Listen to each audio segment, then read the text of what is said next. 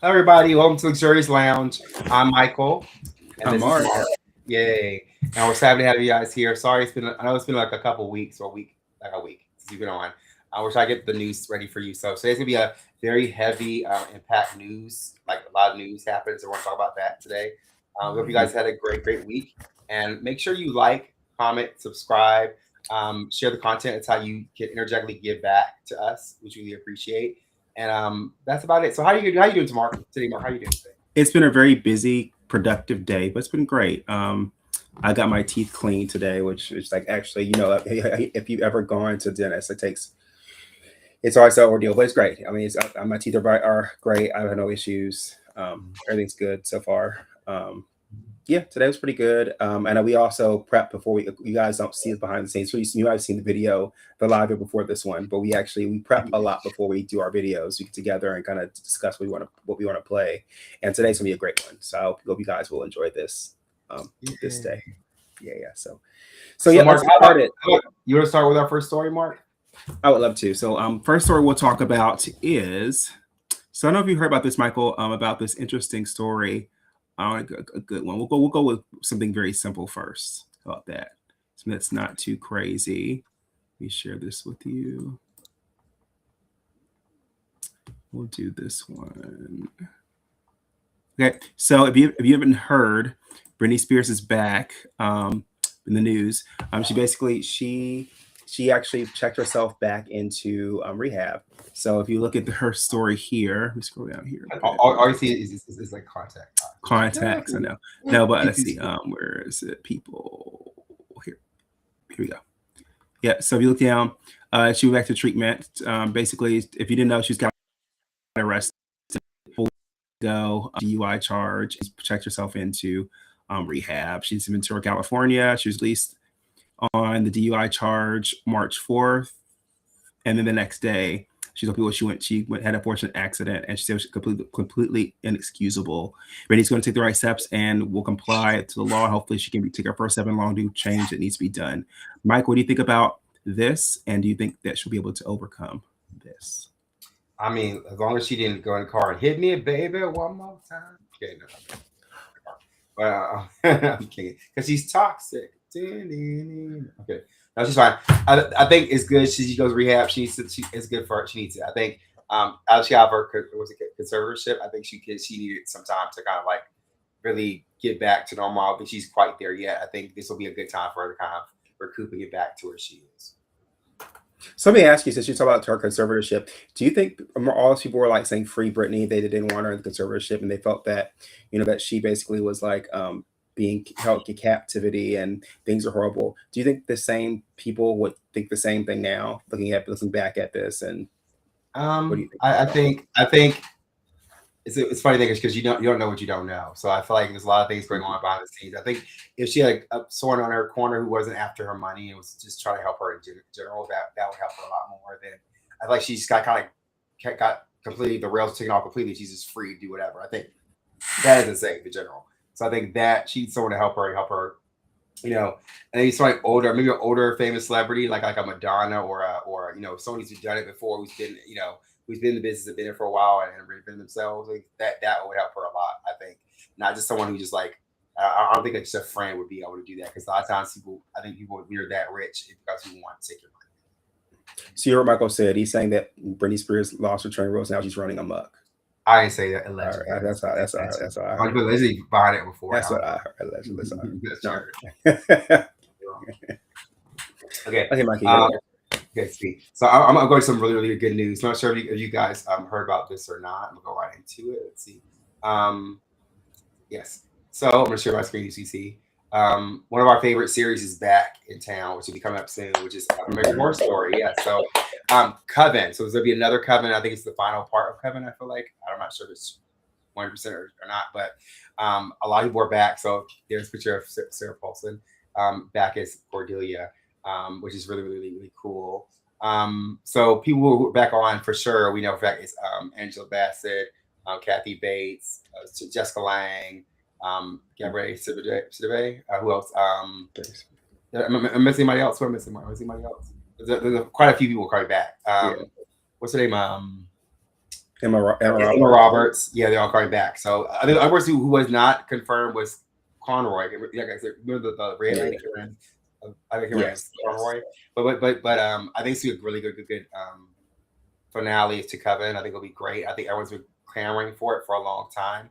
I think it should be good, long as they keep it like creepy and scary and kind of like I feel like when the plot gets too convoluted, it can be too much. I think if they really like hone down, and hopefully I think we'll get what was Serge? I'm sorry, what's just Lange's character's name again? I'm feeling good. Hopefully she comes back.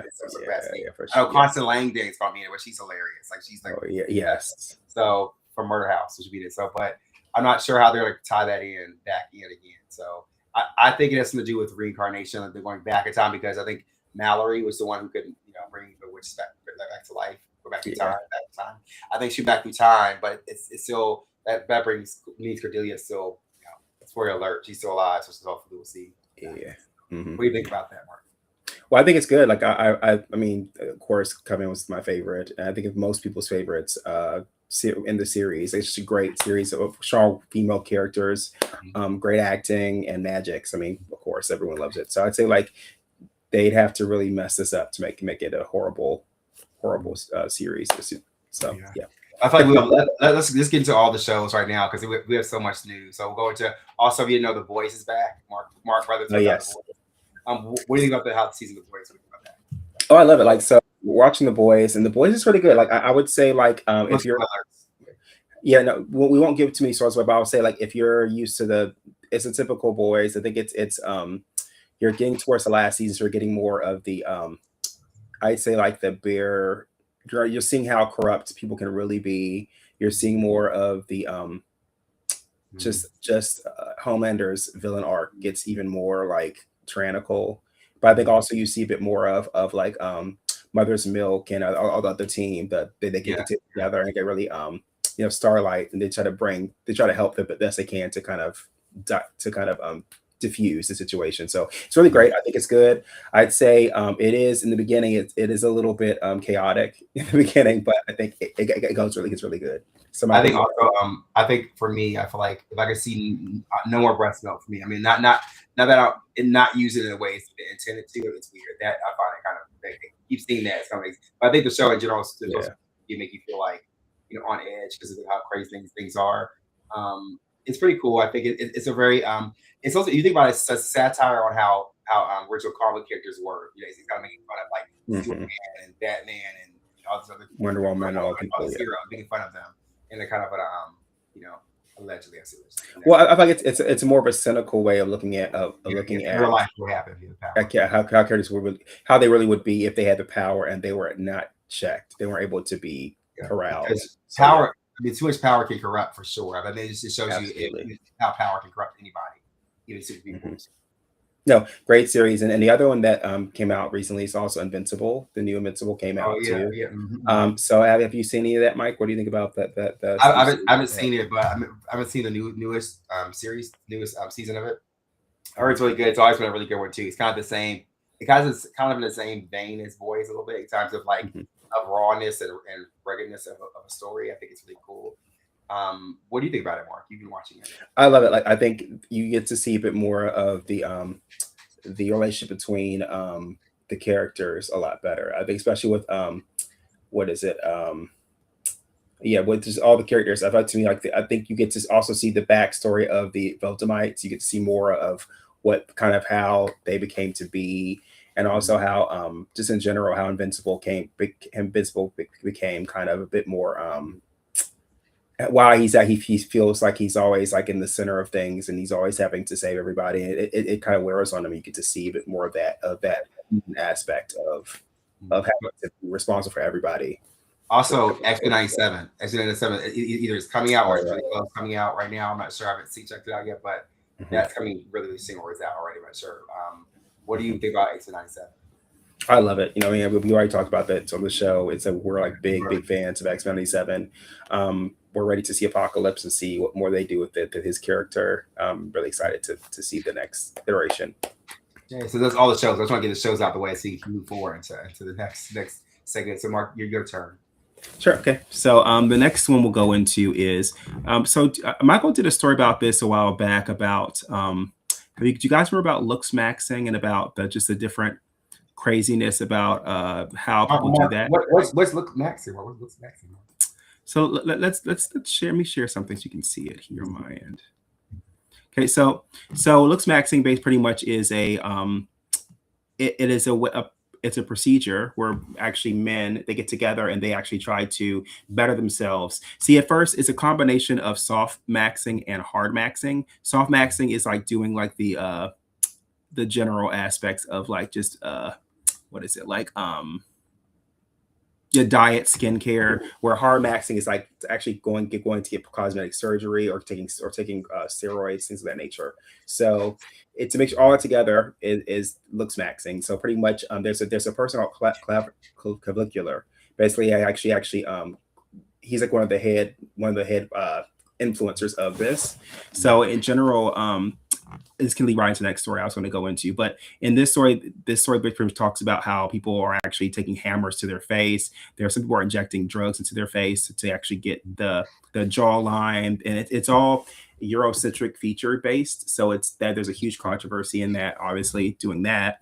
But not just that, also there is also there's a situation where clavicular basically he let me go to it here. Thanks for guys for being patient with me while I get this together.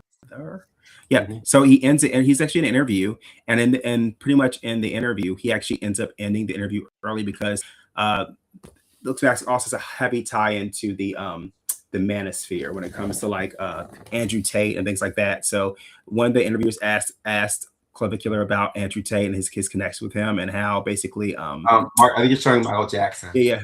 I know. I see Michael Jackson. Michael Jackson. So yeah. Also look Max. Mark, or he's the ultimate look Max, sir. Michael Jackson. He is. No, which please go see this movie. When this movie comes out, go see it. We're gonna go see it too. But no. But Clavicular, yeah. So he ends this interview early when he's probed about incel community and Andrew Tate. So yeah, he's tied to the incel community. So that if you look at 60 Minutes, person asks him about Andrew Tate, he gets thrown off guard. He's like, oh well. He's like, I thought we were talking about my looks maxing and with my procedures and what I do. He's like, well, no, we've heard so much about that. I want to hear more about what your tie-ins, what your background with that as it is juxtaposed to other kind of movements, like like the feminist movements like that. And then once he actually asks him about Andrew Tate, he gets up and leaves. And says, I'm not talking about this. Interview's over. So, Mike, what do you think about this story? What do you think about looks maxing? And tell us a little bit about what what's your thoughts? I mean, what I gather is, the new generation, they want to have a certain aesthetic or look. I think it's all about the facade and everything like that. They do things to viewing and also make their face look good, and now it's a more extreme way of doing that, like in your face look perfection. So like I heard them doing like using really hard drugs to make themselves look a different way, so it's gaunt in the face, so you see the bone structure more, or something like a hammer to the face, breaking their nose to flattened out and stuff. So I mean, for my generation, I think we think it's kind of out of touch a bit. I feel like that's really putting everything on your looks. I think that's not really that great. I think you need to be more well-rounded. I feel like be looking good is important, but we naturally got it. I mean, like that. What makes it beautiful is that we don't all look the same. We do have different features that others don't have. Some people's faces are fuller than others, or people's faces are flatter, or whatever it is. Like I think we should love beauty in all its forms and not have to I guess subscribe to a particular look or beauty standard. Mm-hmm. No, yeah, I totally agree. I think to me, like I think it's great that you want to better yourself, right? I mean, it's always great to want to improve yourself, make yourself better. But when it comes off the sacrificing of your health, or it comes to like really, or even like degrading other people, I think that's not a good idea to it's like always you want to like Johnny Bravo in the face. I mean, you can if you want, but I mean, I don't want to like handsome Squidward in the face. I mean, I know I'm. But we did the really pretty looking face. He was so funny. You saw the clip. Yeah. But I think everyone wants that SpongeBob Giga Chad look, and I think to me it's ridiculous. Like it's because his face card never declined. Never. I'm kidding. Always approved. No, but honestly, like I think seriously though, I do I do believe that honestly, people needs to really look at what's really important. Yes, I think it's great to, like I said, want to be better yourself, improve yourself, but look at him in like 20, 30 years, you'll be like over it. You'll be like kind of what the same things you think are important, they're not being won't be important anymore. Yeah. So Mark, I'll go right into my next story. Did you hear about IKEA's new little trend they've had that's kind of really popular, really super popular? So basically, what IKEA is doing now is they're creating recipe books, and or pages where you tear them out and you put the food exactly on the paper the way it's supposed to be, and you basically put it in the oven, cook it, and then you roll it, put it all together. It makes an actual meal. This is kind of like Oh, interesting. it's like paint by numbers, but with actual with food here. I'll show you guys a picture of it right Oh, now. that sounds cool. Yes, basically, see how picture goes here. You do the instruction manual, and it tells you like there's the little raviolis on around. You put the sauce on, Hmm. and then you just basically cook it right in paper, and you roll it up, and it makes a meal. So it's I heard it was very successful, and then I could continue to do that. Mark, what do you think about this new trend? I don't know if I would want to eat that, to be honest. I mean, it's great. I think it's cool. I think it's cool that people want to try it and do something different. I think it's great. I was Always just trying saying new a joke. recipes. I thought you were a joke to make a funny joke. Mm-mm. No, oh, like it just comes with an Allen wrench. See, that's funny. Right, basically. Yeah, that's funny. See. No, but I think also you're right. What if we get the wrong ingredient? What if we put the wrong ingredients in the wrong spot? I mean, I get it, but to me, I think also part of cooking is the spontaneity of like making food and having the great taste and having amazing, having creating something different and something kind of unique to what you're making. And to me, it kind of takes the fun out of. I mean, it's fun in a way because you're kind of putting it together, but are you really doing the work? Or are you just copying what the Like, it's I'll almost like question. tracing. I feel like it's almost like tracing, outlining. You can create a picture, you can draw a picture, and it's great and it's better. But then you could always just trace it, and tracing it's kind of like you're kind of cheating in a way. Who do you think they're targeting the audience to for this? Kids for sure, and Wait, and yeah. also Okay. think about kid. It would be kids. I think also it would be people who are lazy, just people who don't really do too much, and like just the easy way out. Exactly. I can't say there's just you big meals. So they do like a deep double paper for the big huge turkey. That'd be hilarious. Yeah. Oh, We're good. We have good ideas. So call us. We're exactly. not sponsored by anybody. We're not sponsored by anybody. We You can should sponsor us, see. right? Mark, sir. Okay, so this is a really interesting one. So I want to bring up some more music stuff. So BTS recently came out. Have you heard Michael that they came out with a new album? Mm-hmm. So yeah, BTS, if you don't know, it's a K-pop global phenomenon that came out. But they're getting some basically it's some not backlash, but they're getting some kind of criticism for the new album because the album they're saying it's taken away from their K-pop identity is what it says here on the article here. Let's look at it and see. The Westerners have lost their identity. The BTS dilemma highlights by foreign media. Hybe, which also Hybe and Griffin also runs with our girls, Cat's Eye. But Hybe chair says we must open a new era, not just extend the past. So they're trying to give them a more generic kind of poppy sound so it connects all audiences. But people are reporting that it's actually losing the Korean heritage and the sound K-pop flair that it once had. BTS are wavering between the old and the new, between Korea and global stage, between their identity and artists and commercial expectations, and between the members' creative instincts and broader strategy surrounding them. Mike, what do you think about this? And what is your opinion on BTS? Well, I kind of think that they definitely need to K-pop should reinvent itself. I feel like it's been, you think about it, how it started, it's not changed in like 20, 30 years.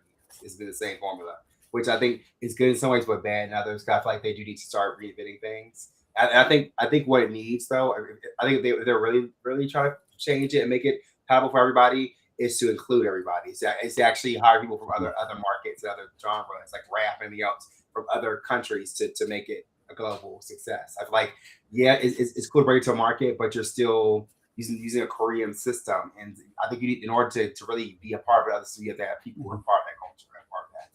But Cat's Eye did that. Yeah, and they got rid of. They got rid of. Exactly.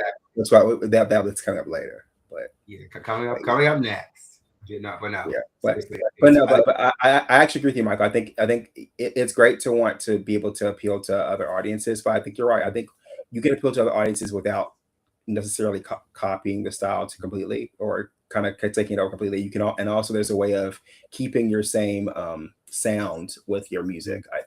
I think they should keep their own sound. I know I heard. I'll be honest with you. I mean they've done well. Billboard, they've been top 100. They've been top one for for the new album, everything. However, I heard it and I wasn't impressed at all. It sounded very generic. It didn't sound like anything interesting to my opinion. In my opinion, that for example, I would watch it on TV for sure as a video, but would I play it in my car over and over again on repeat, like I don't know, like I don't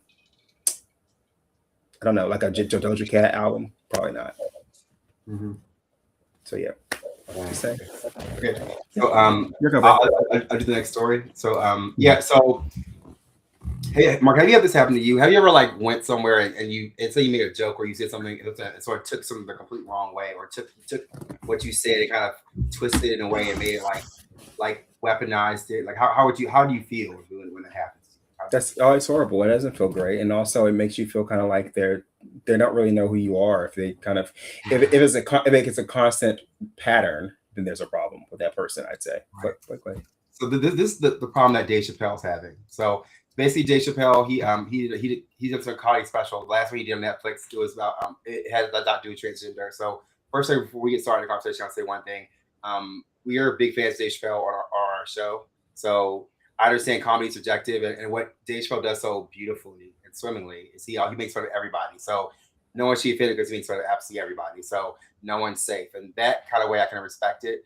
But I think I've learned to change my mind a bit. I feel like certain things should be off limits just because it's too touchy or it's too it's too current. So you kind of have to kind of wait till death settles. And I think this is what happened to him when it came to him making jokes about transgender individuals. So basically, if you didn't see his last special, he made fun of transgender people, but he also made fun of everyone else as well.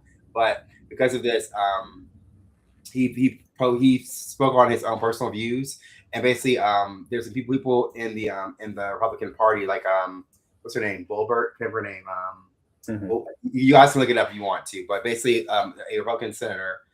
She basically took his words and kind of like say, that's right. If Dave Chappelle even understands this, everybody should understand this. And I feel like that's a complete wrong way, of taking someone to be joking, right? I feel like it was weaponized in a way for him to supporting the right wing, which that's not where he lands. It's not his thought process at all. And I think because he talks about it, people are creating a backlash towards him. He's receiving pushback, saying that, well, you shouldn't make these jokes anyway because you made these jokes. Now you give him, you've opened this big can of worms, which I feel like instead of us, condemning him, I think it's an area of opportunity. I feel like, learning from the situation, you know what, hey, maybe when things are so new and so fresh, maybe we can't joke about certain things. Like for example, I'm gonna give you an example, like 9/11 when it happened, people weren't joking, when it first happened, no one, because it was so touchy. It was so emotional to everyone, but now you see people make jokes all the time online and stuff, which doesn't make it right. But it's just, I feel like, I kind of feel like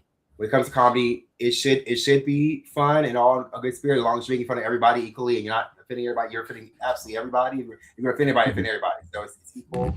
But I do believe that I believe certain things should be off limits, because when it's too fresh and too new, people it becomes too personal and people are attack it. What do you think about this?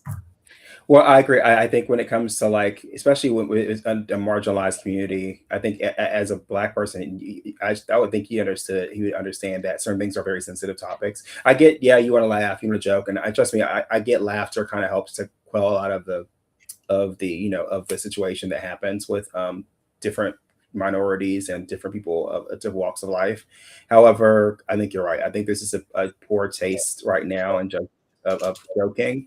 I think also the article, maybe I'm missing something, but didn't this happen last year, this article? And I mean, as far as like Dave Chappelle coming out with this comedy special, it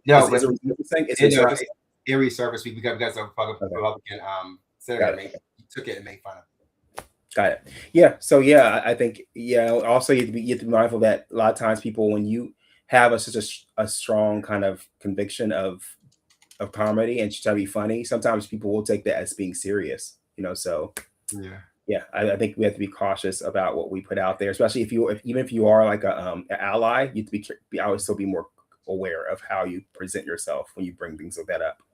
Exactly. Okay. I agree. So yeah, so I'll do the next story. So Mike, I don't know if you heard this. Well, if you got some tickets, get ready to get some refunds. Allegedly. Basically, Live Nation has actually been accused of having a monopoly. So if you actually have gotten tickets recently, and if you notice, I know I've had ransom issues before. The federal courts have actually people filed a complaint, the Justice Department, and they actually the claim went through where they actually have been cited to have had a monopoly, and then or to let's see here. Oh, I saw the elite on the right, Mark. Yeah. Right. They overcharge concert goers, and the plaintiff setting $1.72 per ticket as a major concert venues as a result of anti-competitive behavior. So wow, so they're fined, or they overcharge people by $1.72. So think about it. Each person that gets fined got overcharged $1.72. If you think about millions of customers, how much that adds up to. And then Live Nation has vehemently denied the act of monopoly, saw stock drop over 5% in the new investors, and its plans to motion for the judgment as a matter of law, and to defer until the judgment returned its verdict, which was yesterday. And let's see what they say here. One last thing about it. So, Mike, have you ever gotten tickets recently from Ticketmaster, or have you ever gotten tickets from Ticketmaster before on your own? I'm sure I have. I feel like if you have, you might be entitled to get your coinage, get your coin back, get your coin. Yeah. So then they broke antitrust laws. Yeah, and there's a huge settlement, and they said within the weeks. Let's see what we got going on here. I'm just going to do it real quick.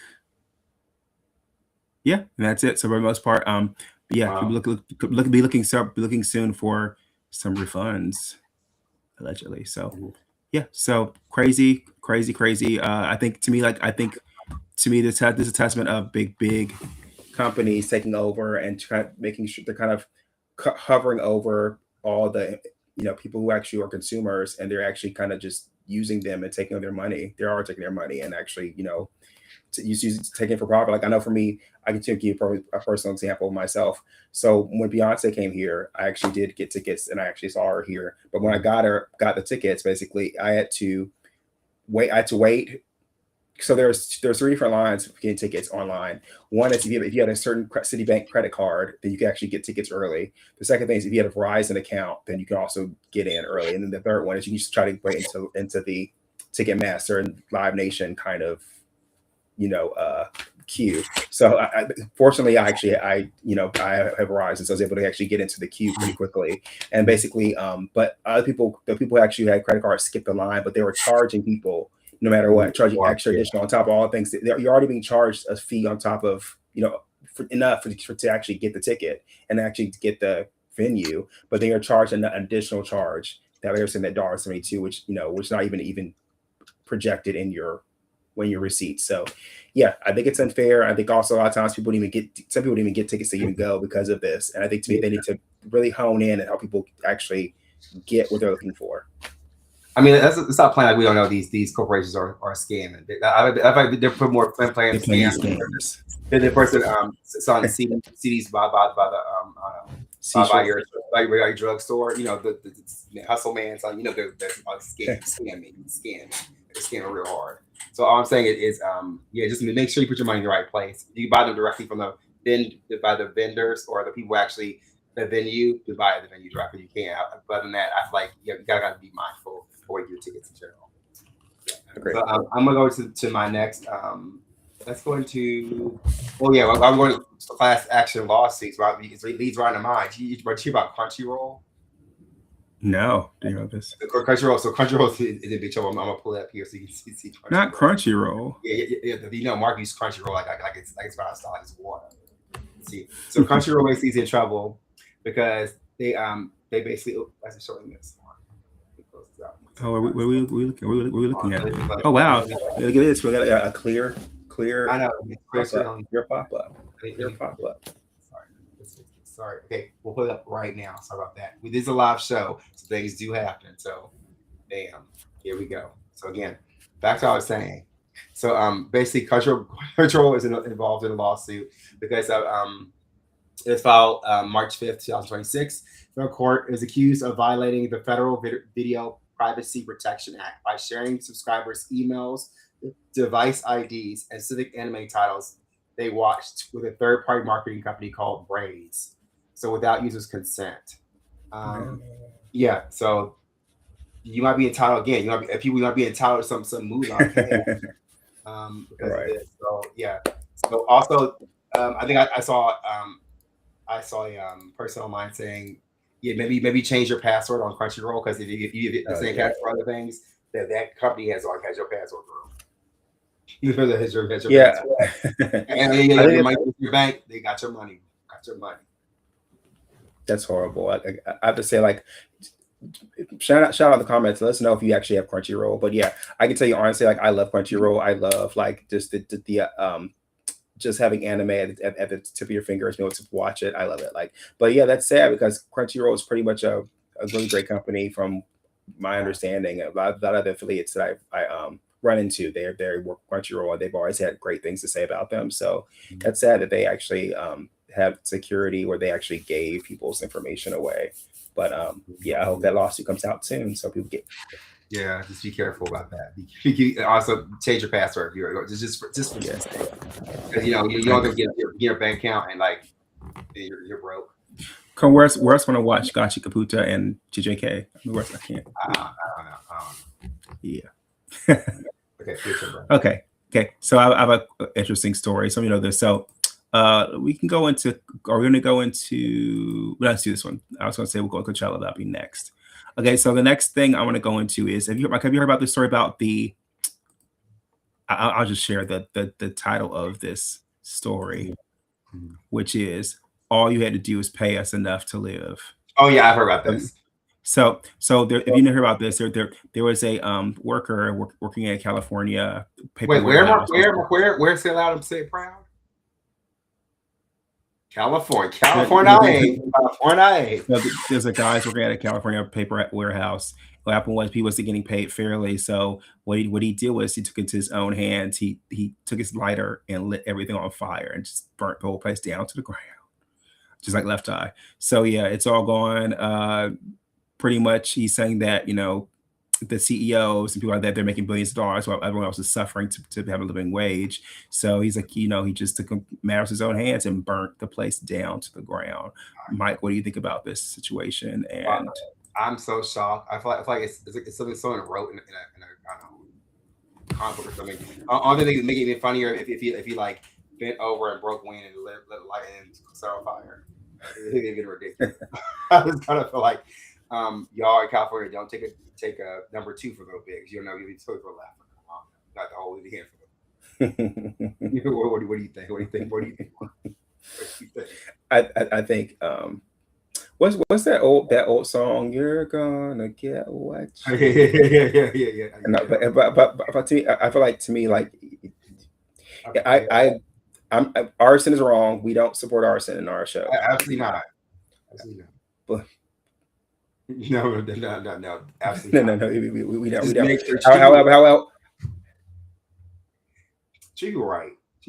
No. But honestly, like, I agree. Like, pay people fairly. Like, if you just pay people fairly, you don't, like he said in his in his quote.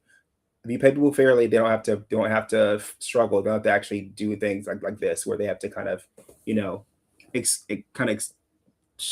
outwardly display their anger. Like, so to me, I think it is a great. I think it's a great call for everyone, call to action for all the CEOs out there to hear that, you have to understand that people aren't just sitting back and taking things anymore. You have to help. You have to listen to your workers. They're really telling you they need help and they need assistance. And if you can't give that to them, then they're going to take matters into their own hands. And do you want them to do that? What happened? I mean, not them burning tickets.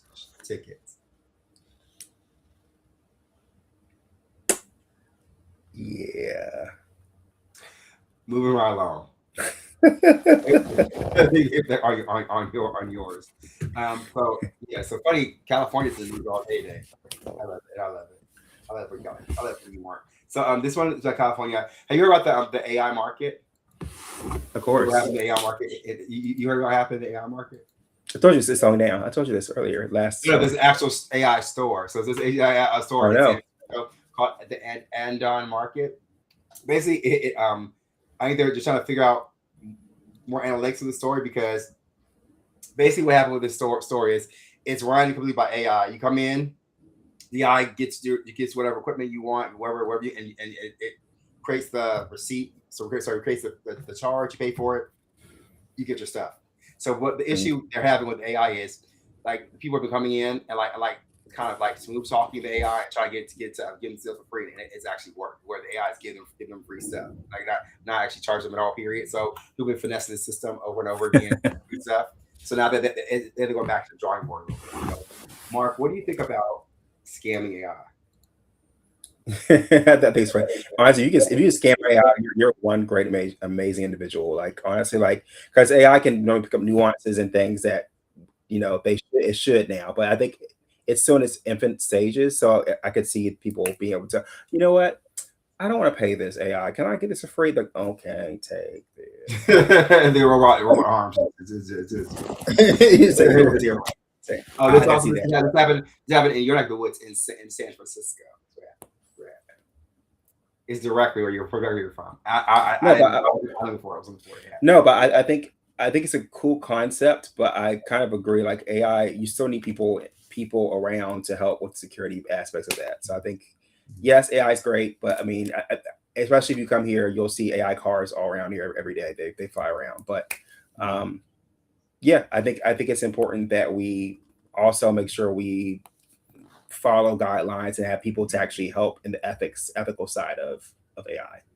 Agreed. Cool. So, okay. So let me know before you get to Coachella. I have a couple more stories. Okay, no worries. I have more left too. Okay. So the next story I have is let's see here. Oh, this is hilarious. You have to have heard this story. So this happened also in California, but it's hilarious. So all day 3 or 3. Shut up, Michael. Shut up. So no, so have you heard this dumpster is a dumpster fire? No, but it's a dumpster situation where this company was not paid properly for their go to here. They were not paid properly for their particular garbage. So what happened was the company actually came in and for the most part, they is your number one retail. Oh, you don't hear that. You don't hear that. Y'all don't want to hear that. Harry, get our everyday low. Oh, I guess go on. Let's see if we can see it here. Hold on, wait for us to finish. That ends in 8 seconds. Yeah, we'll wait for that to end.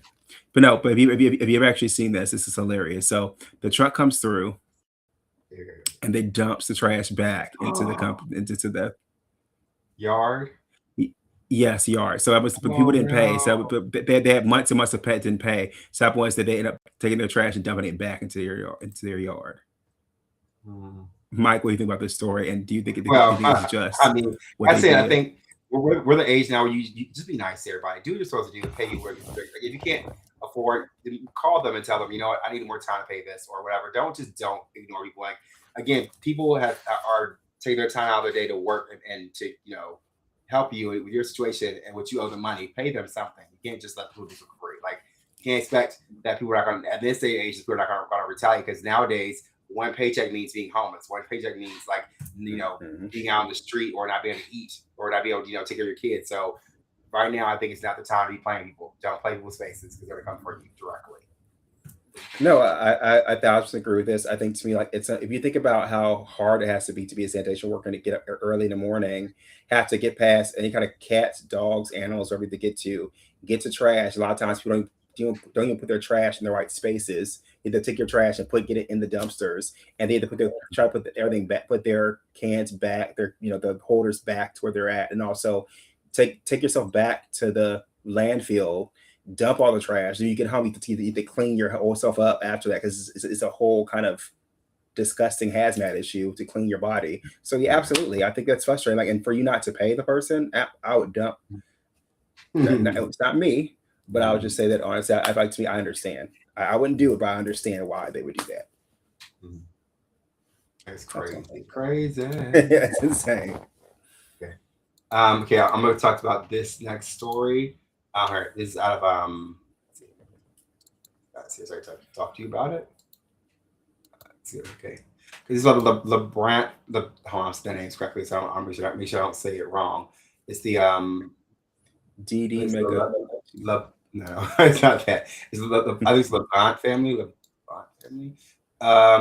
Yes, the LeBrant family basically they're in the news because they're like their families, they do kind of like TikTok. They do TikTok, they do they do, but the whole family does it, right? So the reason they were in California, they moved to Tennessee, and now they're moving again because basically where they live, the family basically you know how if you TikToks, you get money, you get endorsements and deals, all those things. So basically what happens is the states that they live in, said they live in the past, California and Tennessee, they create a law where you have to put the money away. The kids are, if they're on film, the money's put away for the kids, for themselves, so that's right. That they're able to have money, right? Because you're using them to make content, right? So they're moving because they don't want to give it. Allegedly, they're moving because they don't want to give their kids money. So the money goes directly to them, and they're pockets. They're become entitled to that money, and they decide how to do it. What do you think about this, Mark?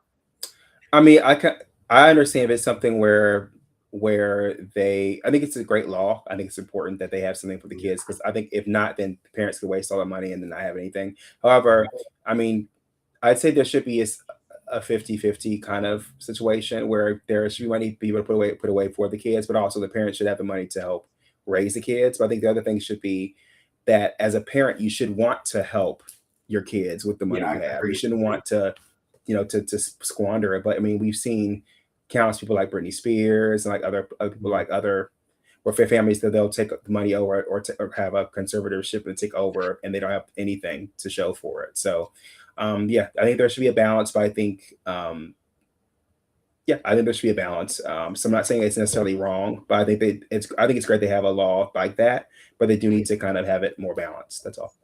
I think we talked about Britney Spears twice on our show, and we talked about California 3 times. Buy a law ticket, everybody. Buy a law ticket. I'm just kidding. It really ever happens. That's true. That is true. Well, yeah, I think it's unfair. Mike, what do you think about that? Yeah, I think it's totally unfair, that they should definitely have to save, no matter where they're at. They should save money for the kids in general. So kids decide what they want to do with that money. It should be a chunk set aside for them, so they decide what they want to do. I feel like it's unfair that because you're parents and you're forcing the kids to do it, and who knows, they might not want to be on TV or want to be on at all. So, but you force them to do it and then not pay them. That's absolutely not okay. I agree, and also I think that also speaks to child labor, right? Yeah. So yeah, I agree. Okay. Do you have another story, or you could tell next? So I'm ready for Coachella. Are you ready, Mike? I have one more story. To talk about. One more. Okay. So last one we're going to, which is perfect. We're going to which talks about so there's a guy on YouTube. I'll give him credit. His name's Keno Bald. He talks about, which is really important piece. I feel like what's one place that we love the most? We always talk about we want to go to. We love the most. So what we love the most? We're gonna go visit. Place we love to go visit at one time. I would love to go to Brazil. I want to go to Brazil, but also Tokyo. Japan, right? So Japan. So we want to go to Japan, right? We talk about it quite often on the show. So yeah, I sent you the clip. I'm not sure you've seen it or not, but it's Keno Ball. He's a YouTube channel. He basically talks about the fetishization of Japan, like how we shouldn't look at Japan as such a people basically are so crazy about it that they think of it that this like fantasy kind of place that it's perfect in harmony and stuff. which in my view, I always love Japan. I always have like a strong draw to it because me and Mark had a lot of things growing up, with anime and with video game stuff that we love that. But I do see it as just a place as well, right? I don't see it as a place as infallible. So I'm gonna play you a small clip of his he makes really good points. I'm gonna play a small clip of it real quick so you guys can see. There's an entire sub-pocket of YouTube that's just Japanese workers documenting how much they hate their lives every day. They have to work 12 to 16 hours a day, and you'd think that would make them productive as a country, right? Well, they're not really even that productive. They ranked 28 out of 38 in labor productivity compared to the rest of the OECD countries.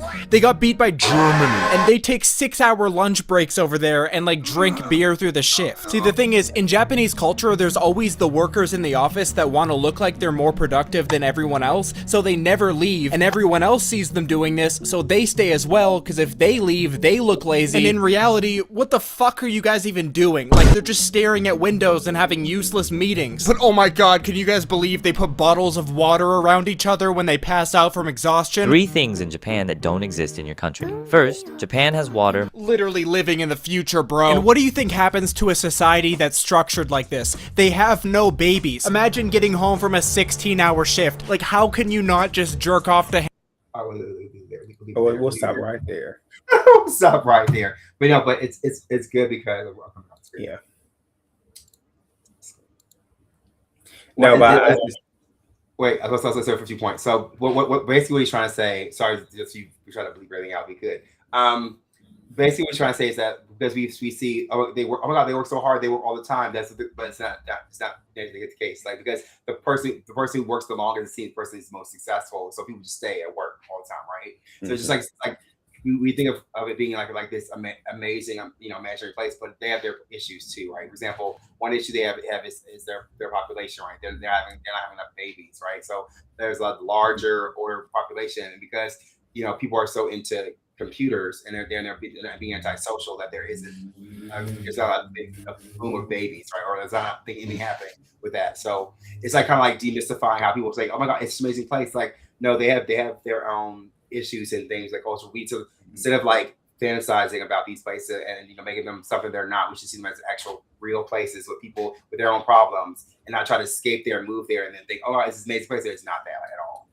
What do you think of that? No, I agree. I think, to me, we look at these places with not through rose-colored glasses, and understand that, like you're saying, like these places, even though, like, for example, I love anime, I love game, like Michael love games, animes like that, but I also know that, like Michael said, that there are people that live there, and people who actually, not everyone looks like anime, and not everything you do is going to be like a role-playing game. Like, you have to understand these are people with real lives who actually deal with.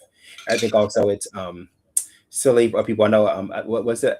I sent my brother a video of people going to Korea. It's a similar fashion. People going to Korea thinking that they'll find themselves women think they'll find these amazing K-pop boyfriends, and they said like half most of the population is not like that at all. If you think about it, it's just most who are there, they're just standard regular people that walk around and they don't get their facials or their teeth done or even like look that handsome. And then they're like, wait a minute, this is how I signed up for, I'm being catfished. No, this is how people are. This is their real lives. And I think you need to have a clear understanding of reality versus fantasy. Yeah. So, yeah. And also another thing too, with what you're saying with the work situation, like, I think it's as much as we love and adore their technology, and they do sacrifice for that, and a lot of that is their work ethic. And I think, to me, it's important. Health and mental health is really important. I think that those things are really important to take into account. Yeah. Thanks, bro. You're next. You're next, bro. Okay, so we'll go to something. It's Coachella time. So if you guys don't know, it's that time of year where Coachella is happening. If you don't know, that's a festival here in California, in Southern California, where there's a lot of different artists and also just regular people go out there and have fun. Well, first thing I noticed here on the stories, one of the stories I noticed is that call it Dustcella. The reason I call it Dustcella because it's been so windy and crazy there that all the people's tents have been like, you go to here. Bro. Here you go. I got you. All people's wind blows advisories. People's since have been flying away gusty winds. They said that they're what else here? They have dusty winds. They said that it's just been like a torrential a situation where basically people have been like it's basically unhealthy overnight because the winds and blood. People have been coughing a lot. People who have dust sensitivity have been really upset. Their tents have been flying away. So, Mike, I just have a question. since we talk about that, do you know? Can you give us an example of what's ever happened to you, or have you ever experienced that before at a festival? Oh yeah, that happened. So first of all, if we go into festivals, honestly, we both have not been to Coachella at all. So keep in mind it's all alleged in terms of us being there, so we don't know. I'll say like we love festivals. We're festival goers. We play festivals, so we play some really amazing festivals, and most of them that we are tied to, we're blessed that they're absolutely phenomenal. So yeah, there's one year I went to a festival where the wind blew so hard it blew tents and blew everything away, and it was really dangerous, and it rained really bad, and things happened. But what made it fun was we all were together, and we stayed together, and it was fun. I think when it comes to inclement weather and things like that, or acts of God, there's nothing you can do to control that. But what you can do is try to keep positive and stay safe, and then move on from that. So I think that's really cool. I agree. But yeah, I think that's just one of the stories where I think also when you go to festival that, I would say just be aware that sometimes you'll be maybe in a situation where, like you said, it's gonna be rainy or something may happen. Make sure you plan for emergency. It's really important. Let's see. So going to the next part, Coachella. So what I heard happened, and what I read, and I did some research on, was about the scammery tickets. Basically, what was going on. And it wasn't the festival; it was more people who were selling tickets. So basically, Coachella has its own resale site.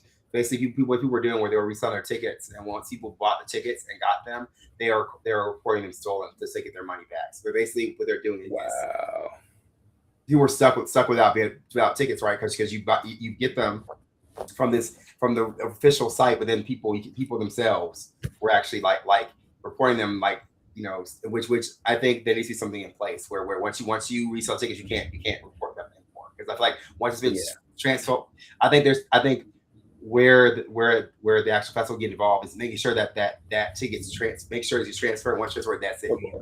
Credit, so no one can do anything to it. Because that happened to a lot of people. Not only did that happened, but also Airbnb. So basically, Airbnb do the same thing. Where people literally were like they bought their Airbnb like a year in advance for like normally Airbnb for like $90 whatever for a night, or $80 a night, whatever, and then canceled. Then once they got there, they were canceled, and people were like wondering what happened, and it got rebooked again. So basically, they took the money, reported it, cap it, and then they basically boosted up, so it's like $30,000 a night or $40,000 a night. So choice would pay that price to go to. So that was another way people were scamming. So I'm just so shocked that people nowadays are doing something like that. That's the most like I know. It's the most abhorrent and heinous thing I gotta think of to do somebody. Like people who are like hardworking and they want to enjoy the festival with their family and friends, and like they spend their hard earned. These are a lot of people from like who aren't sponsored to go, or these people like like me and you trying to go and have fun, and then to find out that the person who sold to them or these places, so that they're reneging on what they offer, what they offer. What do you think about this, Mark? I think they're congratulated schemers and they're skeezers, and I think I don't think much about them. Do you think? No, I can't say that honestly. Like it is disheartening. It's sad because I agree with Michael. Like it's unfair that even I think there are people are trying to push Airbnb. From what I read the story, people are trying to push Airbnb to actually create a cap or create a stop to people actually scalping tickets or scalping your living spaces, because for you to pay $90 or $100 a night, and then all of a sudden you come back later and then you see it's canceled, you go back on the same site and see that's $400 a night, $500, $800 a night. Like it's unfair, and I think it's unfair to people actually who really want to just enjoy the festival and have fun, and I think also it's going to deter people from. I think if they don't fix the ticketing on Coachella side and also the Airbnb, then no one's going to start going to the festivals. They'll stop going. If you are one of my stories I kind of bring up now that that the tickets are actually in decline now. Not just this festival, most of this festival, because now the economy is so bad. A lot of people aren't spending money like they used to go to certain festivals. So I think maybe they should kind of take that into account. That people, if you want people to go, just make sure it's fair and equitable for everybody to go. But again, I make sure we say that it's not I don't think it's the festival's fault. Again, they can foresee that happening. But but also you think about how deep people are. People are deep. People do it to keep money. So that is where I find like it's just heartbreaking. I feel like I want to believe the best. See what they're supposed to do and do what they say they're going to do. But then like apparently they don't do that.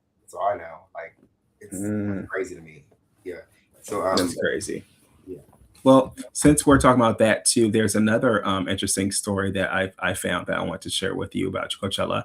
I don't know if you heard about this though. Besides the one we already talked about briefly, there was a CEO that was actually that CEO found Kiara wife Miranda Keir. And you know this, it became a huge controversy because this billionaire CEO was in Coachella walking around, and got his beautiful wife. However, there were talks his company he's going to be firing thousands of workers. So it's basically Oh, people are considering the wow. same this is tone deaf, where he shared, basically snapped and giving his kiss off to 1,000 workers that will be coming up shortly at his company. Mike, what do you think about this situation? Yeah, I think when you're in business and when you're in media or you're a figurehead, you have to be really mindful how you move in general. I feel like you definitely need to make sure you don't do anything that's gonna piss off people. And like you definitely don't want a situation like what happened with the 12 people company, right? You don't want it happening. So I think you gotta be kind of sensitive and kind of like lay low. After doing that kind of a layoff, you kind of want to lay low and make sure that and make sure you're not doing anything that's too vainglorious or too wild, because you want to make sure that you're not out there doing something crazy. That's all I'm saying. I think just make sure. I think the issue is treat people right. Treat people right, and you lead with love, lead with like respect. It makes his life so much easier.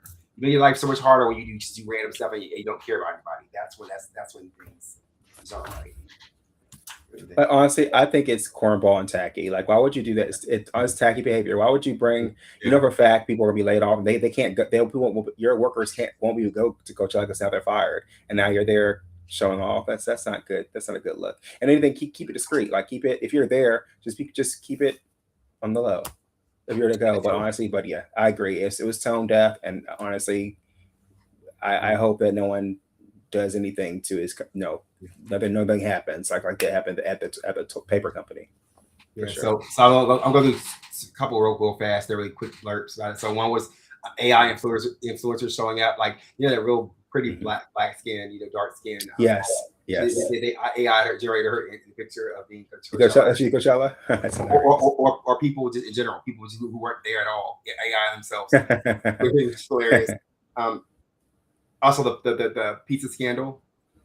Basically, that there's two places that have very similar names. You can look it up. You want to look it up. Similar names. Basically, one of them, I think people allegedly said they got food poisoning from this place because the dough was cooked. Oh no. Yeah, but I think it was big thing. They're posting online and talking about it, whatever. But then now people are saying that it's not the same pizza. It's a different two very similar names. So I don't know that's real crazy. Also, they say there's a lack of black influencers there, but I think in general there was a lot of black artists. So of course, if you don't have black artists, in general, I think that's like if you want a certain demographic to show up at your event, you need to have things that demographic likes to see, right? Which I think that I think the headlines were like Justin Bieber, and that makes sense why I was kind of not as. I think also I really was considering going to this Coachella, but I think it's just the lack of the artists that I typically want to see. They weren't there. That I didn't want to. Only person I might want to see was two people. Maybe it would have been Cat's Eye and maybe Carol G. But now we'll talk about Cat's Eye. Not La Lisa. I mean, she was there, but she was. I'd love to see them there for sure. So did you want to talk about your next part? Yeah, let's talk about the next thing. So, if you guys didn't know, this channel's fave, Manon, was actually seen at Coachella, and this is actually there was some controversy of this because she did not perform. She actually was there, spotted. I know you lied. She was spotted there. But she actually from her company group since February that she walked around with other artists such as Chaperone and Ice Spice walking around. People saw her with her, walking around and took pictures of her. So people are really concerned. They don't know what's happening with her and Cat's Eye. What do you think about this story? What do you think about I think and anything in her future? I think I think everyone likes her so much. I feel like they really did the souls a disservice by not having her perform or dance. Like I've at least let her perform or dance. I think. Her and Yeah, I feel like Cats. I mean, what their Cat's idea is, it's a choice, and there's that's all I'm gonna say. It's a choice you chose, and we'll see. We're gonna see how this plays out. We're gonna see how this rolls out. What do you think? Mark, what do you Yeah. think? I think it's a choice. Man, I don't know. You'll see what kind of choice. You'll see what kind of choice it is in a little bit. You'll see. You'll see what kind of choice it is in a little bit. Give me 1 second. All right, good. So should I go to my next story? Are you doing that? Or are you fixing that? Can you hear me? Can you hear me? Can you hear me? Yeah, you're a little bit off. Yeah. Can you hear me? Okay. Yeah. Okay. I feel awesome. Sorry about that. So I would say basically I think it's the end. I think to be honestly looking at I said it's a choice. going, Don't say sorry, no.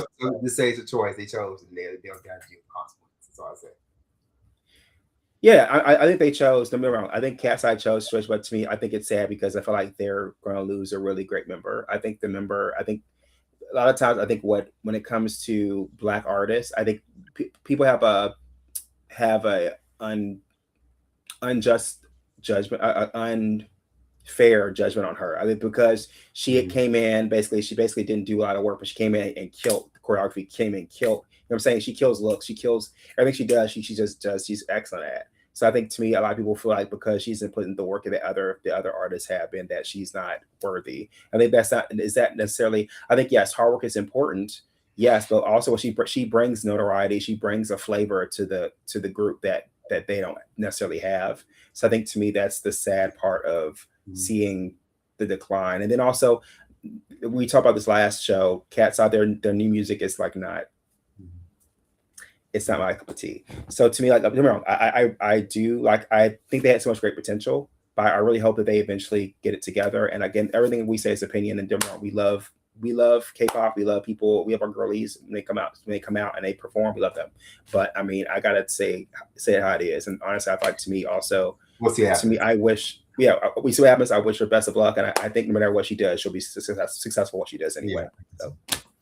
So it leads to my last part of Coachella winning here. So, and I think this speaks to entertainment industry in general. So the issue that people were talking about, it was an overwhelming issue. The things that you were saying about Justin Bieber, about how, like, if you guys didn't know, I think he's released from his record label, and he owns his own masters, all that stuff, which is great.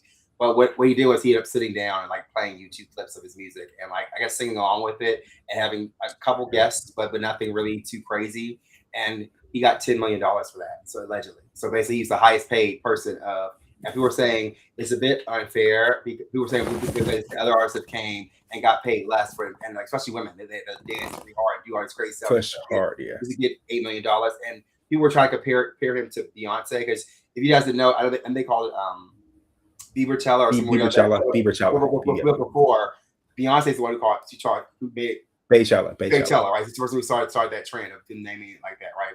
So I think people were trying to say, we're trying to put them in the same kind of like, well, you got paid more, but that's not true. That's not true at all. So what happened was Beyonce actually got, she was asked, she requested to be paid less, like I think it's like $8 million allegedly, and basically what she did was she actually went to Netflix, and Netflix streamed her set at Coachella for like $40 million. So she got paid for up to or more. So basically she got paid that 8 plus that. So to me, no one's ever done that on that. Right. So if you're compare fairly. And I love you. Like I say, I always we're back. But to me, it's like I think a lot of times people want to compare and contrast and think, oh, this person's better, not new. I think we got to do off the merits. And to me, it's like, I know me personally, we're performers, we're dancers, and we love to perform. So I want to when I go and pay money, I want to see you perform. Like if you're known for dancing and singing and moving around, I want to see you do that. That's just me. But some people might be cool. I don't want to hear the karaoke jazz version of wedding of your wedding. Yeah, karaoke jazz wedding version of your song. I don't want to hear you like on the mic. I don't want to hear a backtrack of you singing and then you're just chiming in here and there. I want to hear you sing. I want to hear your voice. What can you bring to the performance that gives us a special, that ooh ah ah sensation, that that connection, But yeah, I agree with you, Michael. I think to me it's unfair, and I think it's to that extent, I do say it's unfair. Like for that, where you come up here and just do nothing and get paid, I could see that people being upset by that. Yeah, I think in general, like I feel like if people pay you that kind of money, just give them a show. Give them I feel like even if you can't do it, have background dancers. Have some people like pay something. Like, I'm sure there are people who were dying to dance for him or For sure. like play your video and have dancers dancing in the front or something. At least you get something. Yeah. Like you can sit on stage on a stool and sing and have like Sing, yeah, sure. I feel like there's other ways you can do it. I think maybe he was worried about copyright laws and stuff. But if you're going to do that on YouTube, might as well just sit on stage and then play behind you and have people dancing. That's true. That would have been cool too, right? I agree. And I mean, and to all those believers out there, we're not trying to yuck your yum, but I'm gonna say one thing. Honestly, you don't compete where you don't compare. Just saying. All I'm saying is I'm saying like if you're gonna do it, if you're being paid absorb money and stuff, then they just do your thing. Make it big. I heard you. Yeah, you would respect for a believer coming and get you. You make you a true believer. No. They make you a true believer. Make you believe. I don't believe nothing. Do you believe in love? Do you believe in love after love? Life after love? I'm a non-believer.